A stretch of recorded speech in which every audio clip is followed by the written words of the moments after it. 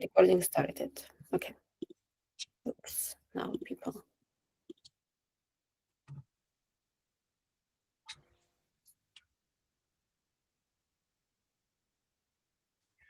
Welcome, everyone.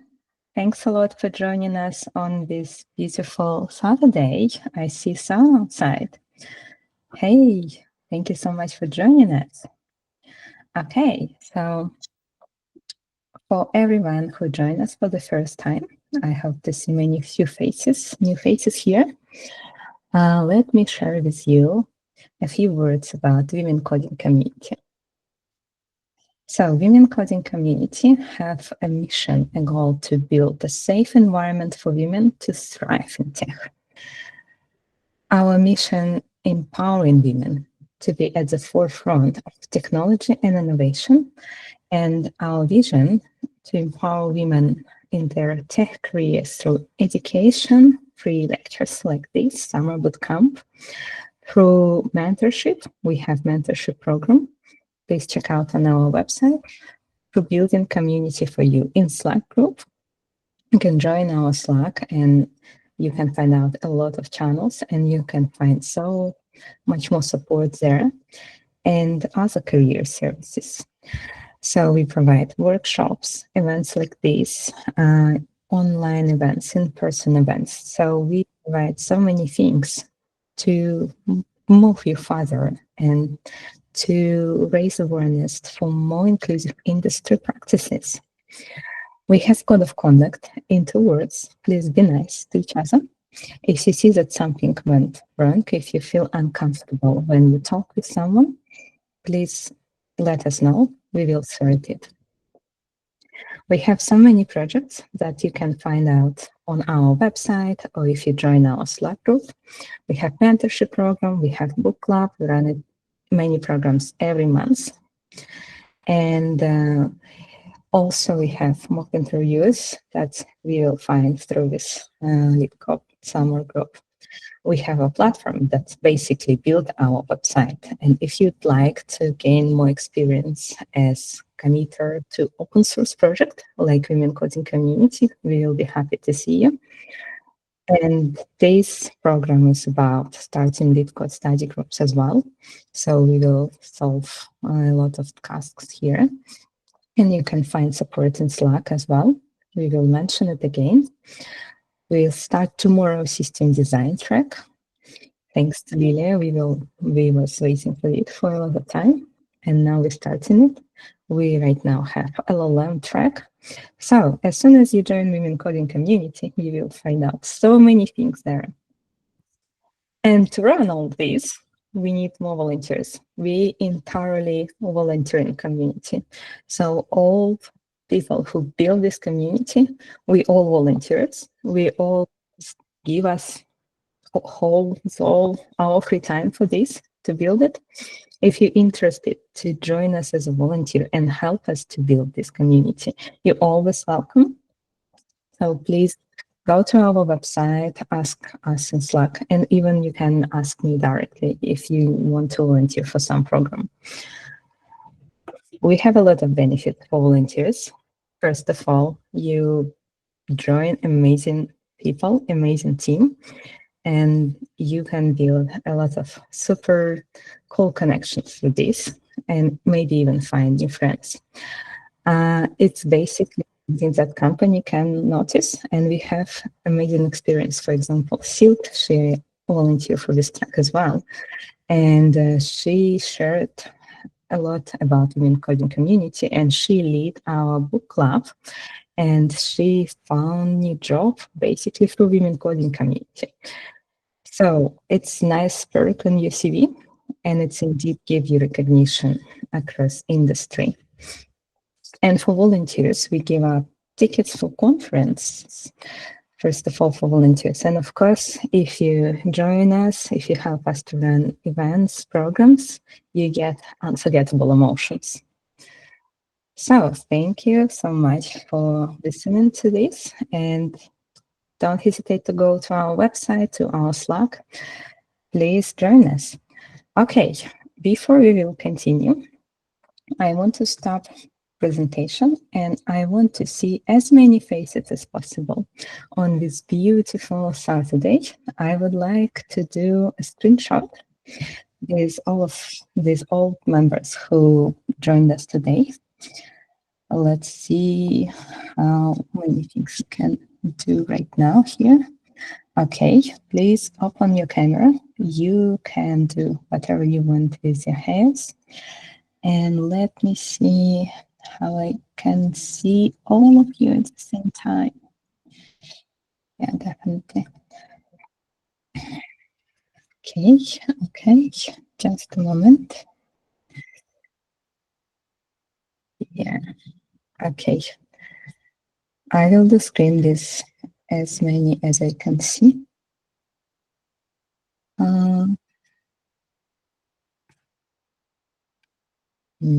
Okay. Our volunteers, if you can do screenshots, please do as well, because I don't remember where it's button to change view for like see everyone. Okay.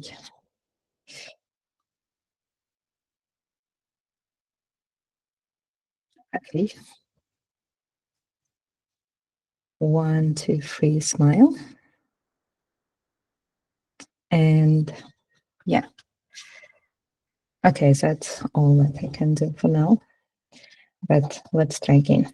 Okay, I see another faces. Yeah, cool. Okay. 1, 2, 3, smile. And one more. 1, 2, 3, smile. Okay, cool. Thank you so much. Oh, I see now more faces. Okay, let me try again. 1, 2, 3, smile. Okay, cool. Okay.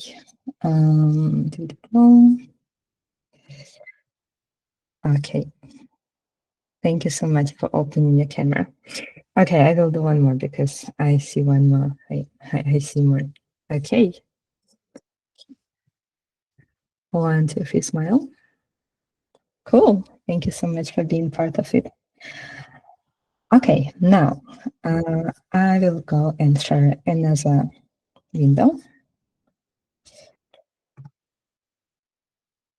Yeah, this one. Perfect. And now we start.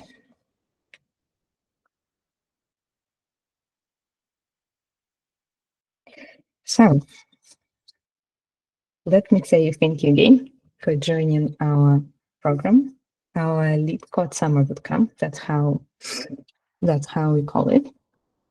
And let me introduce a little bit myself. My name is Arina Kamilova. I'm right now VP Lead Software Engineer at JP Morgan Chase. However, everything I share here is not related to my current job. It's related to my career. I worked a lot last years with Revolut. I hope you like this app because team of Revolut tried to build the best experience for you. And it was a lot for me to learn through this experience. And I started my career in banking. However, a few times I also worked at Yandex, which is a similar search engine as Google was at this time. Yeah, so I have a lot of experience under my shoulder. It's now more than a decade, and I hope that any questions that you would have through this program, I will be able to answer to this. And I give my imaginary microphone to coordinator and co-founder of this program, to Lilia. Hi, everyone. Thank you for joining us today, and hopefully for a longer journey together. So basically, my name is Lilia. I'm also a software developer with also nearly decades experience. I'm currently working in Amazon AWS. Before I was working in VMware, so it's similar to what I'm doing in AWS. Yeah, so basically, yeah. This course also built on my experience with interview preparations with LeetCode. I mean, I was solving LeetCode for years already, so kind of enjoying it. So yeah, that's it for me. I will add, I was really impressed when I saw your 500 days on LeetCode. So definitely something to add. It's amazing. Okay, let's go. First of all, we will share with you what this program about. And let's start with the thing, why actually algorithms? Why we decided to build a program like this? And why still algorithms? First of all, algorithms about learning patterns, about problem solving. Yeah, it's not like you have to learn how algorithm looks like under the hood if we talk about, for example, sorting algorithms, but you should understand it and you should understand the pattern, how to solve some tasks, how to apply the pattern. That's something that we're going to share through this program. We will learn from experience. So we're going to do a lot of practical tasks, and it can help you to solve problems. And when you come to interview, it's also very usual to have this task on the first ever round, and especially for top companies like Funk, if you heard these few letters. They really like to ask this, and that's because you're going to solve a lot of problems in your workplace, and you will build, of course, some algorithms and patterns, how you solve them. But before this, companies would like to see how you would solve problems with well-known common patterns. So that's all about build structural thinking, all about understanding what I can do with this task and what are different ways to tackle it, and discuss through the interview how you would solve it. It's actually a bit similar to workplace in terms of, okay, we know that there are a few ways to solve this business task, and we know what pros and cons of every way, and we discuss it. And that's, of course, all about boosting your skills in problem solving and structural thinking. Again, thinking about several ways to solve it, thinking about pros and cons, and how would you pick up the best way? How would you communicate what is the best way? How would you come with agreement with another person about the best way? How would you decide what is better to sacrifice these things and do it faster, for example, or to sacrifice the speed of solving the task and do it more accurate? That's something that's actually happening in the workplace, but we're going to learn how to build this process through well-known and common algorithms that we can use in any software. So that's why algorithms. How are we going to learn it? First of all, practice, practice, practice. And again, as I was inspired by Lilia, 500 days in LeetCode, something that can build your robust skills. However, you don't have to spend all 500 days. Here you can practice a lot in short time, and trust me, you will build amazing skill. Stick to the schedule. It's very important. You made a notice. Whatever you learn, if you put it in consistency, and maybe there was a book club about atomic habits, which also all about building habits to learn something, to do something, and then it's becoming your skill. So stick to the schedule, and we meet here every Saturday, 10 a.m., the same as today. Learn and complete at least 80% we require for homework to earn certificate. And we hope that this certificate also give you some hook to complete our bootcamp with us. Yeah, we will do a celebration event after this, and we will recognize top performers with hacker rank. But remember that every week it will be something new. If it's not this week, it's maybe next week you will be on top. A little bit about the journey itself. As I said, certificates, however, so best good, cool thing about it, you don't have to do all weeks with us to earn certificate. You can decide what level you're ready for, what level you have time for, We do not require you to be with us all 16 weeks to gain one certificate. However, you can find out your speed, you can find out your pace, and you can find out what will be enough for this moment for you. So I marked them in different colors. Green dots mean we're going through easy level task, building foundation of algorithms, and you can complete these 4 weeks, and you can tell us, okay, I'm done. Now I need to do something else as well. And we will issue a certificate for you for completing easy level of our program. If you still have passion, time, and pace, you can stick with us with 8 weeks, and I put it as a yellow dots. And we issue certificate for you that you completed our bootcamp on medium level. You completed easy and medium level. And if you still have passion and you can do this, you can go through 12 weeks with us, and we will issue certificate for hard level. And if you would like to go to extreme maximum about algorithms and deep dive, and you really want to master it, we have bonus weeks with the most complex algorithms. It's something very exciting for those who already have a lot of years of experience and still joined us, because algorithms is a topic for many years. So we will have the bonus for weeks for those who really want to do hard level. And we will issue a certificate that you completed algorithms with advanced level. Okay, and before I move next, a few more words about topics. And I give my imaginary microphone to Lilia, who basically prepared all this and structured it in different topics. So the course structured the way, like Irina told before, so it's structured the way that we will start from easy topics and we will go to the advanced. As the practices show, there will be 12 main weeks, which will cover like 80% of the interview questions, usually, regardless in which company you apply, because some companies is also, it's not like very applicable to Funk. Even more for Funk, it's more applicable if you will finish, for example, 16 weeks, because there will be advanced topic, which will cover more advanced questions.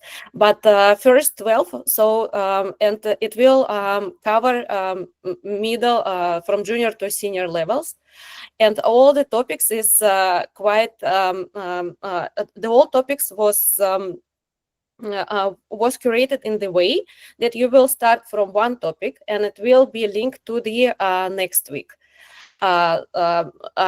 You will figure it out during the our sessions. So yeah, this is basically everything what I was about to tell. Yeah, maybe Irina, you want to add something?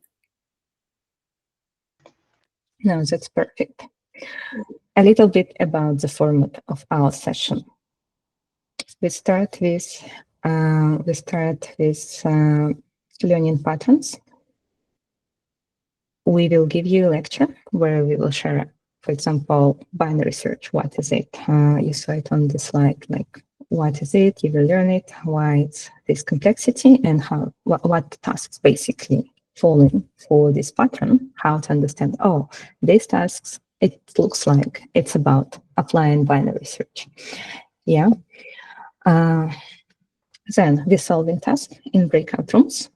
We will do it today as well. So you will learn how to do this on today's introduction session to help you to do some first steps and become comfortable with our settings. And of course, we will have homework for you. And we already have tasks prepared on HackerRank platform. So it will be Hacker contest. So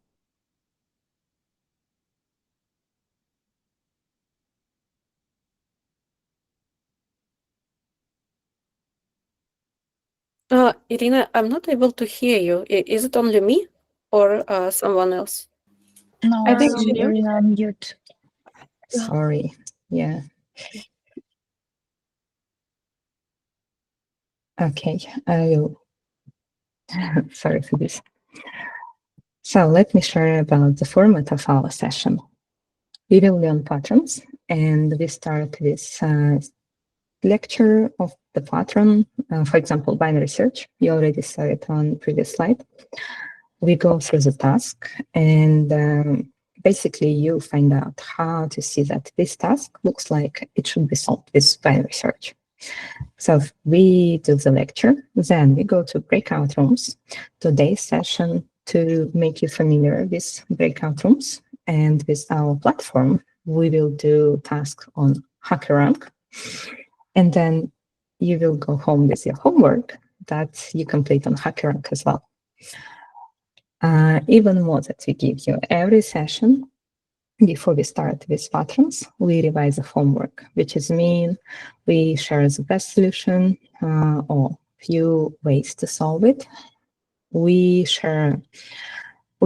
answer any questions about what was the best solution or what could be not clear about previous session. And then we go to the lecture. In the meantime, during the week, you can find support in Slack group. Please join our Slack. Please join our channel for LeetCode, where we will share as much support as you need with any tasks. And bonus thing, every 4 weeks, we will arrange one-on-one mock interview with our volunteer that can help you to practice coding interview, exactly coding interview. Yeah, and we hope that you will take a lot from this program. Okay. If you look at algorithms through these sessions for the first time in your life, no worries, you are not alone. So I put it in this slide because I wanted to share with you that we have many students, career switchers, people who have only 1-2 years of experience. So topics of algorithms, that is interested for everyone. That's why we still have here more years of experience, 6 to 7 and even 10 plus. I already saw that Yin joined us and she has even more years of experience, but she's still interested how to go through the best ways in algorithms and data structure. So we have ambitious goal to cover sessions for all levels. So don't be scared. Don't be scared if you feel that, oh, that's so much information. That's so many things new for me. That's a lot of information. Yeah. And today, in introduction session, I will share about big annotation. Why I'm going to share about big annotation? Because that's the instrument, the tool that help us to measure algorithms, to compare them between each other. And as a result, compare solutions for tasks with each other. First thing first, when you think about annotation, it could be about time or it could be about memory. And before even I pursue, please let me know, raise your hand, who already knows what is big annotation. Or you can do reactions, okay? See, 1, 2, 3, 4. Okay, I see that few people raised hand, few people didn't. Okay, cool. Thank you so much. For those who already know it, look like if you want to also help others to explain it, you are welcome on Proc LeetCode channel, but I will try in my way today. You can judge my way as well. Okay, where is my mouse? So what is time complexity for people who see it for the first ever time in their life? Let's think that we have an algorithm where we just want to print n steps as an output. That's it. Yeah, and if our n is 5, we see that we printed 5 steps, which is started from 0. Yeah. If our n is 10, we see that we printed 9 steps. So we called it in math linear dependency, which is mean as many n, as many steps you have. That's it. So when we say about time complexity, it's all about how many steps this code take as the input, which is n, grows. So the more n, then more we have an output. Yeah. And here it's linear. Again, it's linear dependency, which give us a simple O by n. That's how we say it, O by n. Now, if we look at this time complexity at this algorithm, who can tell me, who can write in the channel or raise your hand, what is time complexity for this algorithm? How many steps we should take here? Okay, bravo. I see several answers. Yes, it's quadratic. So it's n in power of 2. Let me copy algorithm from here. Yeah. Okay. I don't have, yeah, I just put it here. Let's say for the in range of n, let's print. Let's do step. Let's say this step is 0. And step, basically step plus 1 and print step. Yeah, so it's a lot when it's 25, but what I wanted to share when it's 5 is basically quadratic, it's 25. Yeah, the same I have on the next slide. We see that it's 25. So that's quadratic. Why it's quadratic? Because we did internal loop. So when you see internal loops in algorithms, that's improve your complexity in power of how many internal loops you have. Basically, we have 2 loops, that's quadratic. We have 3 loops, that will be cubic. Basically, the connotation doesn't measure actual time. It's all about performance.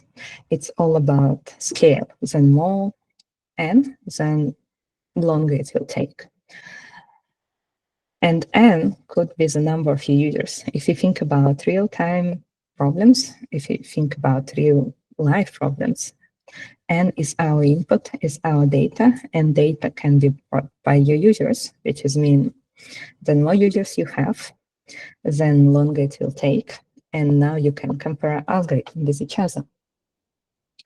Yep.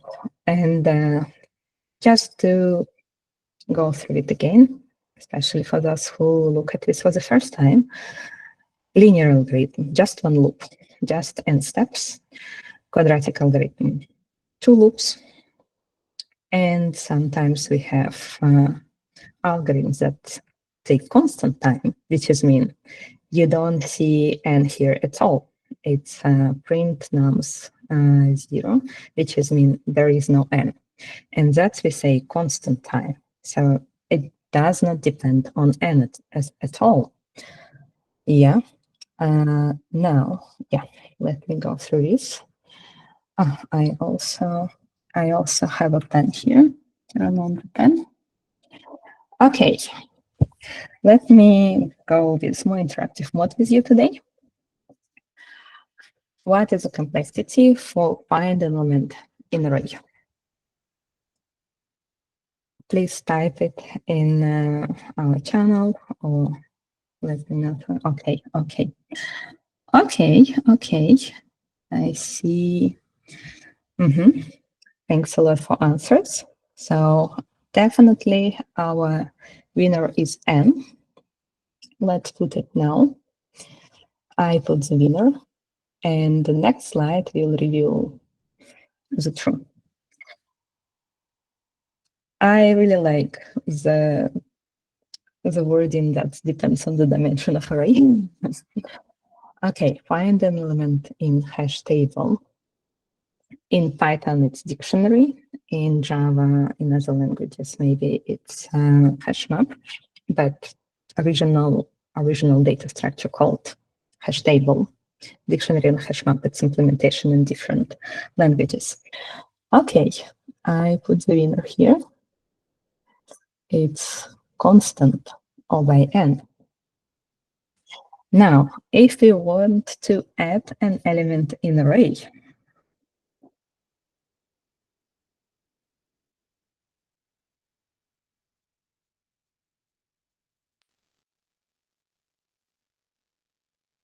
okay,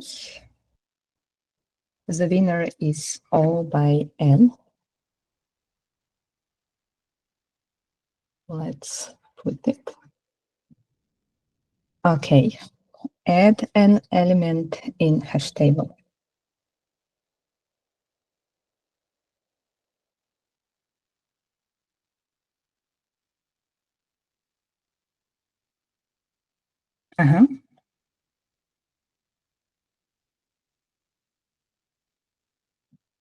Okay, I put the winner again. It's O by 1.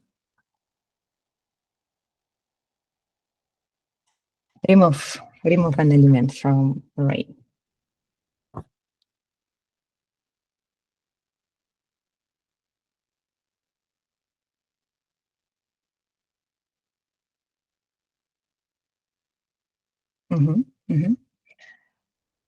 I'm looking at answer. I'm trying not to be too fast, so you can be in time. Okay, I put the winner here.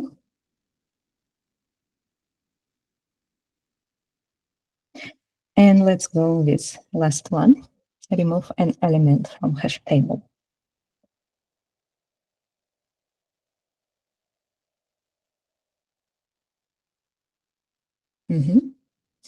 Yeah, I see.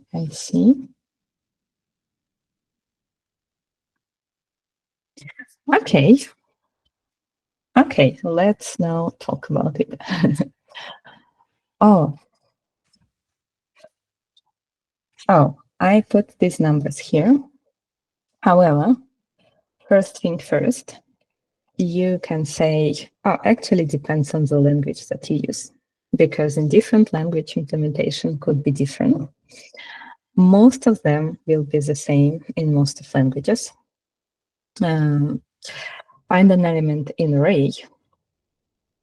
Yes, you go through all array, and we were thinking about array, not a matrix. That's why we are talking about linear array. If we say that it could be two-dimensional array, we call it matrix. Yeah. If it's three-dimension, I believe it's called tensor, but we do not work with it in software engineering. So it will be O by N indeed. Find an element in hash table. Actually, yeah. It's a very good question. And sometimes, at least with Java, it's a popular question to explain how hash table is working. Why it's O by 1? Because basically you calculate the hash, and then you know exact position, and then you know where your element is. Yeah.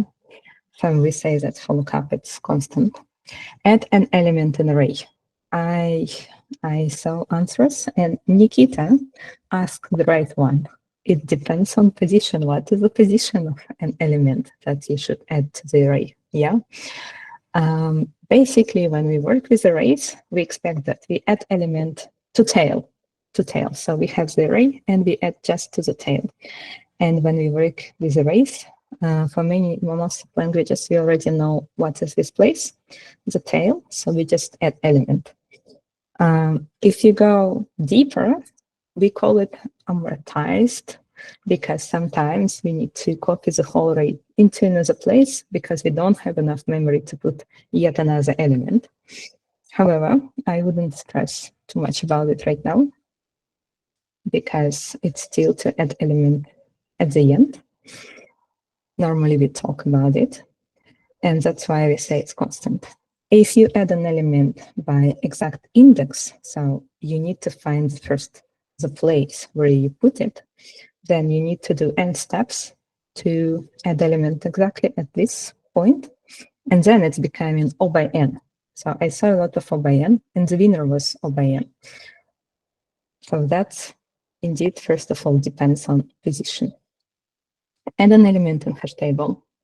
It's a boolean, that's correct. Again, you calculate the hash, so you know very quickly, you know the position where to add elements. That's why it's constant. You don't care how many more elements inside this hash table. Remove an element from array. Again, very good question to remove from there. Again, if you remove from the tail, you already know the position, so it doesn't matter how many elements there are. But if you remove by index, you should find first this index. You should do n steps. It depends on n. We will go through LinkedIn, linked list next session, and you will see how different it is and how different all positions and all by n when you work with linked lists. And remove element from hash table. Again, we just calculate hash, so that is constant, and that's it. Now, again, a little bit more for interactions. I would like to raise hands or react for people who knows what is hashing, who saw this in code base. And yeah, just let me know if you already know what is it, linear, why it's a constant time. Okay, cool. I see a few hands and reactions.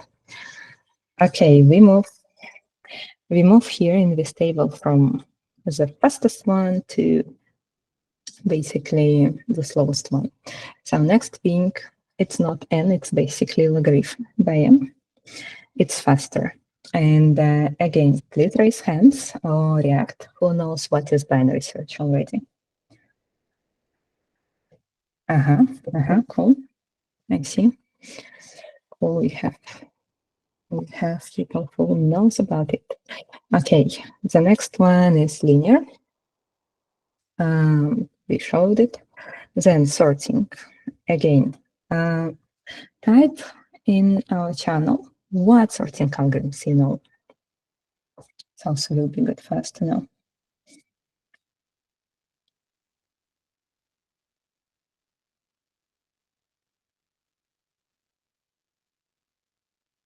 Okay, I see merge sort.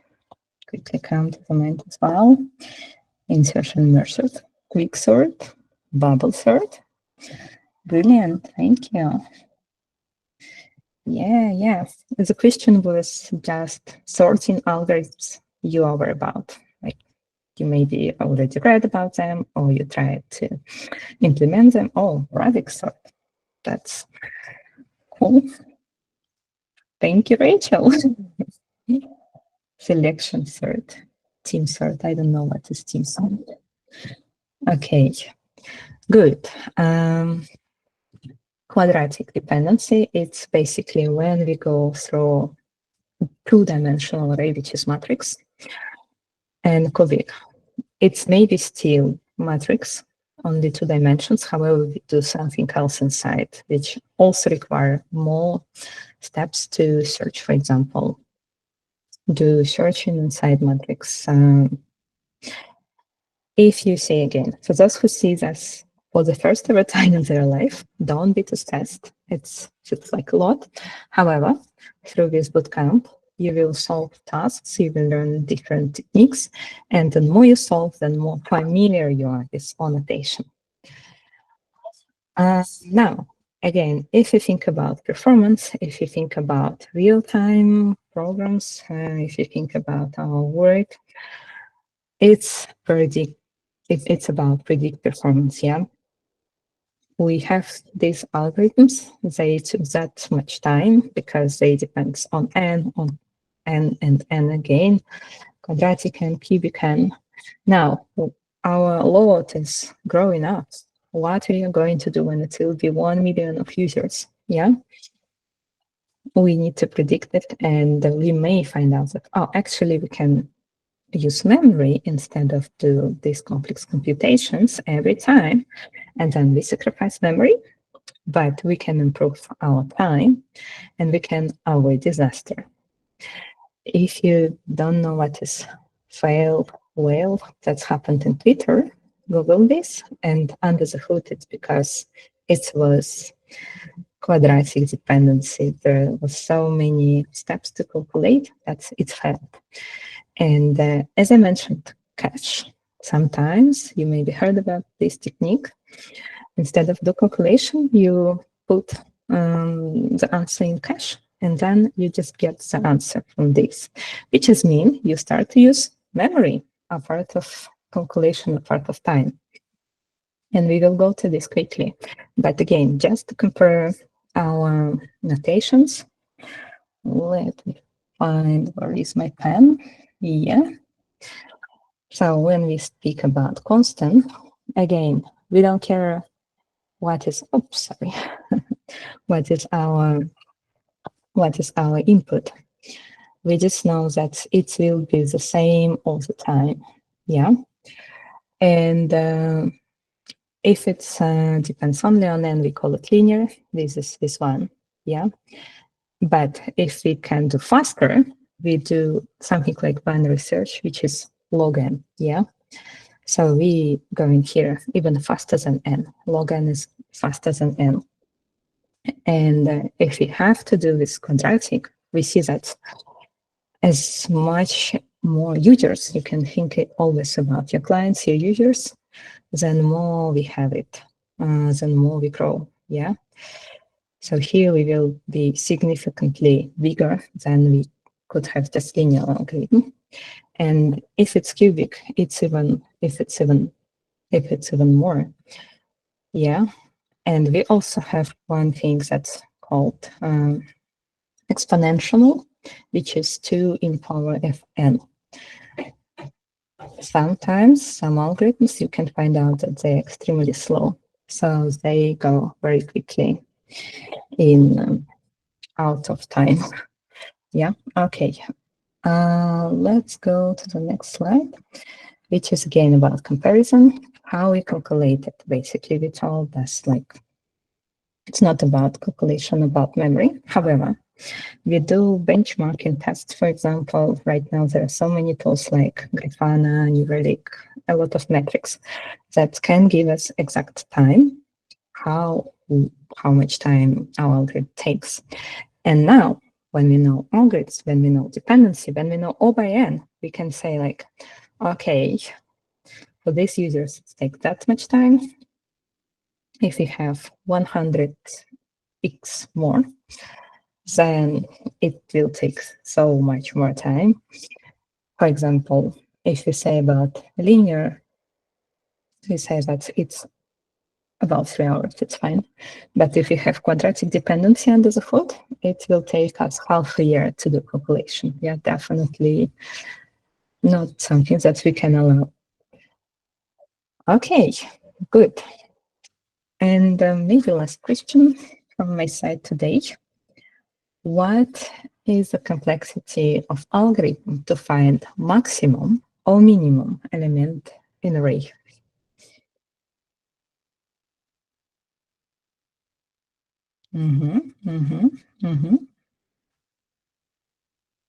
Okay. Oh, I see many answers.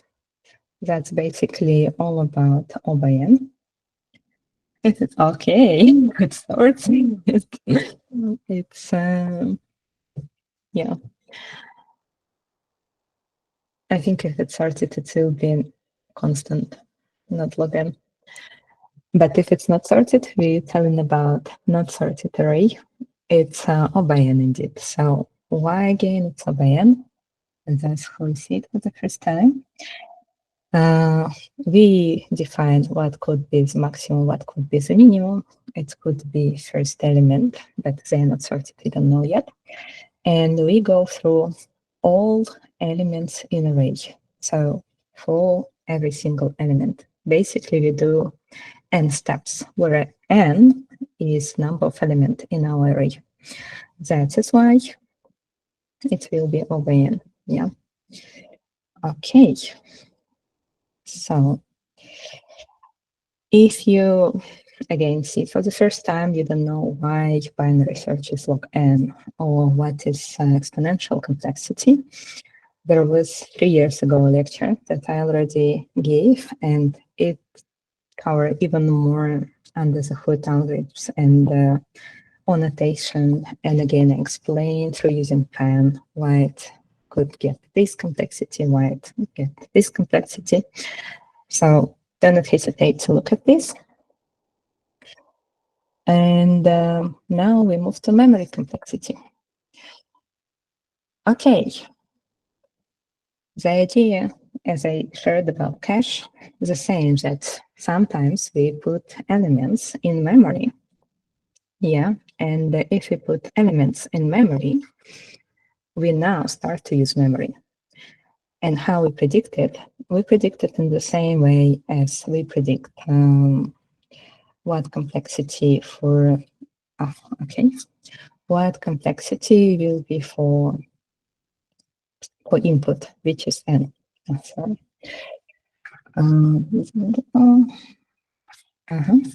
Let me just demonstrate it for a moment. So again, if it's 5, we see only 5 elements. If it's 10, we see 10 elements, which is linear dependency again. But now the difference that we talk about memory, because we've put it inside array. So in Python, we defined X as our array, and we put elements there, and we know that we basically spend that much memory. We put n, and now it's our memory that's already allocated, already in use. That's all. That's the difference about time and memory. Yeah, and that's it about big annotation. Again, if you would like to go deeper, do not hesitate to look for a lecture for women who code that I gave. And now we go to coding session.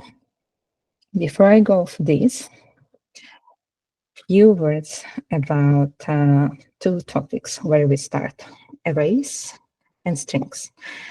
So these topics, you can find a lot of tasks on the internet, just on array, just on string. And sometimes you can be confused, like even in the preview UK, but there is a task that didn't require you to use anything like binary search, do not traverse any tree, do not do anything but solve simple tasks with array. And you can ask yourself again, why have I learned all these algorithms, but I see this task? It still can give a lot of insight about yourself.